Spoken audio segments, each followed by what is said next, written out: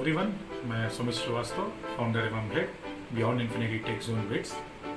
आज 5 जून है और आप सभी को हमारी तरफ से विश्व पर्यावरण दिवस की हार्दिक शुभकामनाएं। जैसा कि हम सब जानते हैं कि आज हमारा विश्व कुछ ज्वलन समस्याओं से जूझ रहा है। इन ज्वलन समस्याओं में मुख्यतः तापमान का बढ़ना, प्रदूषण एवं भूजल का स्तर गिरना मुख्य है। हम सब मिलकर इन सारी समस्याओं को नियंत्रित कर सकते हैं। प्रकृति भगवान द्वारा दिया गया एक हरियाली भरा एक सुंदर तोहफा था हमें, जिसने हमने अज्ञानतावश भूलवश वृक्षों को काटकर, पेड़ों को काटकर प्रकृति को काफ़ी नुकसान पहुंचाया और जिसके परिणाम स्वरूप आज हम लोग ग्लोबल वार्मिंग जैसी समस्याओं से जूझ रहे हैं। तो आज इसी क्रम में हमारे क्लब के मेंबर्स ने आपको कुछ ज्वलन समस्याओं से अवगत कराने का संकल्प लिया है। तो आइए चलते हैं उनके पास और जानते हैं। नमस्कार, मैं Akanksha Verma, BTech 4th year EC department beyond infinity tech zone BITS की तरफ से आप सभी को विश्व पर्यावरण दिवस की हार्दिक शुभकामनाएं देती हूँ। मैं ओजोन अवक्ष यानी ओजोन लेयर डिप्लीशन के बारे में आपको बताऊंगी। वायु में प्रदूषण के कारण हवा इतनी दूषित हो गई है कि सांस लेना भी मुश्किल हो गया है। पृथ्वी के वायुमंडल समताप मंडल में ओजोन की एक परत है। यह हल्के नीले रंग की गैस होती है। इसकी परत सामान्य धरातल से 10 किलोमीटर से 50 किलोमीटर की ऊंचाई के बीच में पाई जाती है। ओजोन ऑक्सीजन के 3 परमाणुओं से मिलकर बनी है। इसे O3 भी कहते हैं। ओजोन परत पृथ्वी को सूर्य के हानिकारक अल्ट्रावायलेट किरणों से बचाने के काम करती है। ओजोन परत के बिना जीवन संकट में पड़ सकता है, क्योंकि अल्ट्रावायलेट किरणें अगर सीधे धरती पर पहुंच जाए तो ये मनुष्य, पेड़ पौधों और जानवरों के लिए भी बेहद खतरनाक हो सकती है। ऐसे में ओजोन परत का संरक्षण बेहद महत्वपूर्ण है। कई अध्ययनों में यह पाया गया है कि वायुमंडल में सूर्य से आने वाली पराबैंगनी किरणों का 99% वही अवशोषित कर लेने वाली ओजोन की मात्रा धीरे धीरे कम होती जाए। वर्ष 1985 में वैज्ञानिकों ने यह भी पता लगाया कि अंटार्कटिका महाद्वीप के ऊपर ओजोन परत में एक बड़ा छिद्र हो गया है और यह लगातार बढ़ रहा है। इससे अंटार्कटिका के ऊपर वायुमंडल में ओजोन की मात्रा 20 से 30% कम हो गई है। अंटार्कटिका के अलावा ऑस्ट्रेलिया, न्यूजीलैंड आदि देशों के ऊपर भी वायुमंडल में ओजोन परत में छिद्र देखे गए हैं। ऐसे में हमारा यह दायित्व है कि हम वृक्षों को लगाएं ताकि ऑक्सीजन अधिक से अधिक मात्रा में वायुमंडल में बनी रहे और इससे ओजोन का निर्माण हो सके। साथ ही साथ उद्योग मालिकों और प्रबंधन को भी इस बात का ध्यान रखना चाहिए कि वो ऐसे पदार्थों और प्रक्रियाओं का उपयोग ना करें जो ओजोन परत पर बुरा असर डालती है। दोस्तों, हमारे पास एक ही तो पृथ्वी है, अतः हमको इस पृथ्वी पर जीव जंतुओं के अस्तित्व हेतु प्रकृति के साथ खिलवाड़ बंद करना होगा, नहीं तो वो दिन दूर नहीं जब मानव भी विलुप्त हो जाएंगे। धन्यवाद। नमस्कार, मैं Anshu Singh, B Tech 4th year EC student, beyond infinity tech zone bits club head. मेरी तरफ से आप सभी को पर्यावरण दिवस की हार्दिक शुभकामनाएं।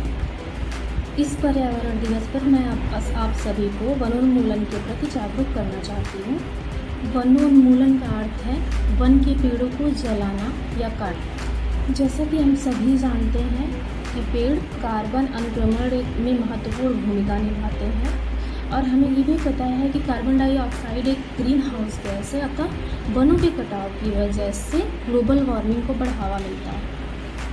पेड़ों की कटने की वजह से वन्य जीवों का विनाश हो रहा है और जैसा कि हम सभी जानते हैं कि पेड़ों की कटने की वजह से मिट्टी का कटाव बहुत तेज़ी से होता है, जिसकी वजह से हम बाढ़ जैसी प्राकृतिक आपदा से भी जूझ रहे हैं। हमारा भारत 3 ओर से समुद्र से घिरा हुआ है, अरब सागर, हिंद महासागर और बंगाल की खाड़ी। इसकी वजह से हमारे देश का 12.5% एरिया बाढ़ के प्रकोप के प्रभाव में आता है।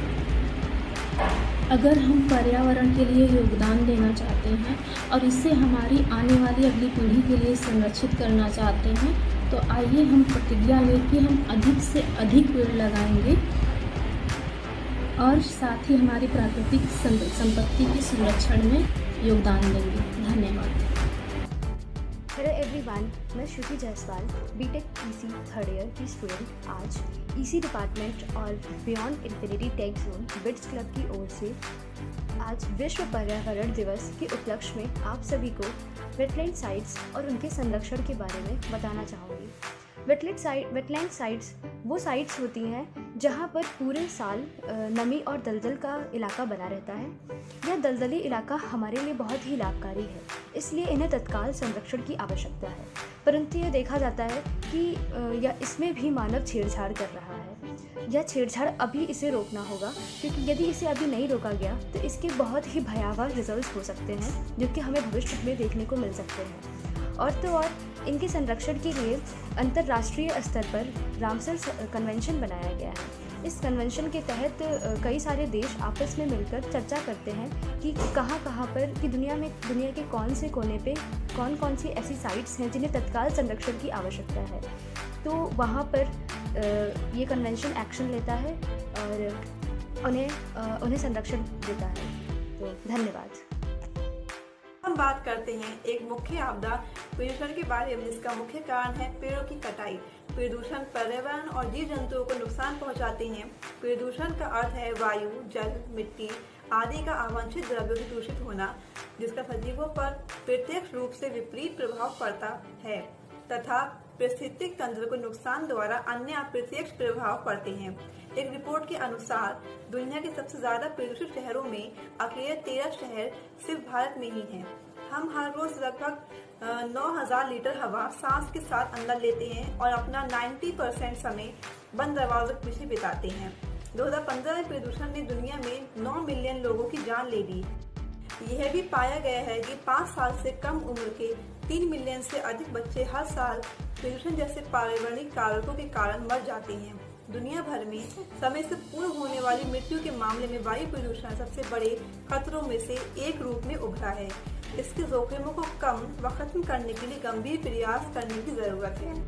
तो आप सब समझ गए होंगे कि ये सब समस्याएं कितनी बड़ी और विकराल हैं। तो आइए आज हम सब मिलकर प्रण लेते हैं कि अब ना तो वृक्ष काटेंगे और ना ही वृक्ष को कटने देंगे।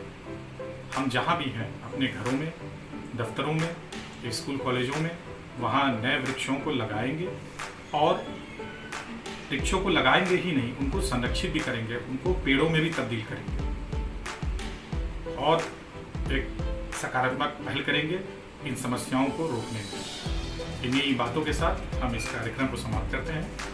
जय हिंद, जय भारत।